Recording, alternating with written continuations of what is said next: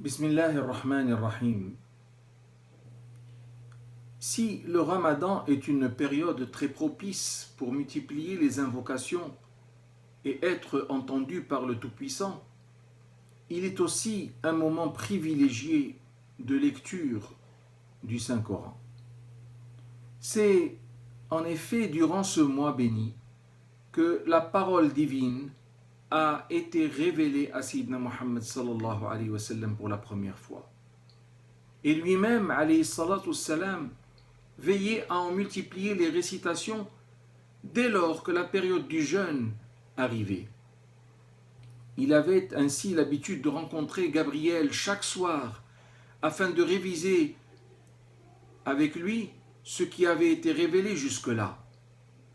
Par ailleurs, lors du dernier mois de Ramadan auquel il a pu assister, il récita par 2 fois le Coran dans sa totalité.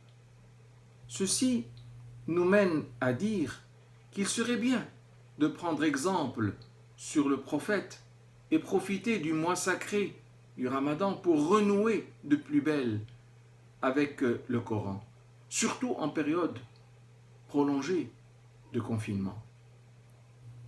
Certains diront peut-être, mais quel est l'intérêt de lire ce livre? Ai-je quelque chose à y gagner? Que puis-je bien apprendre en le lisant?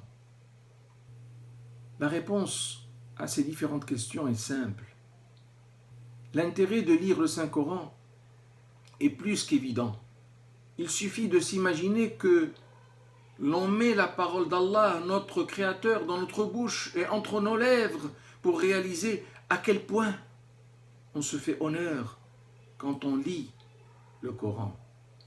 Par ailleurs, la lecture du Coran est extrêmement productive en matière de rétribution divine. Sayyidina Muhammad sallallahu alayhi wa sallam nous apprend que celui qui lit un verset du Saint-Coran engrange un bon point divin pour chaque lettre qu'il aura lue, et chaque bon point est systématiquement multiplié par 10. Ainsi dit-il, Man qara'a harfan min kitabillah falahu bihi hasana wal hasanatu bi'ashri amthaliha la aqulu alif lam mim harf walakin alifun harf wa lamun harf wa mimun harf. Alors, si tout cela ne suffit pas pour motiver en nous sa lecture, essayons de voir ce qu'il nous apprend quand on le lit. Peut-être que cela aura quelques effets.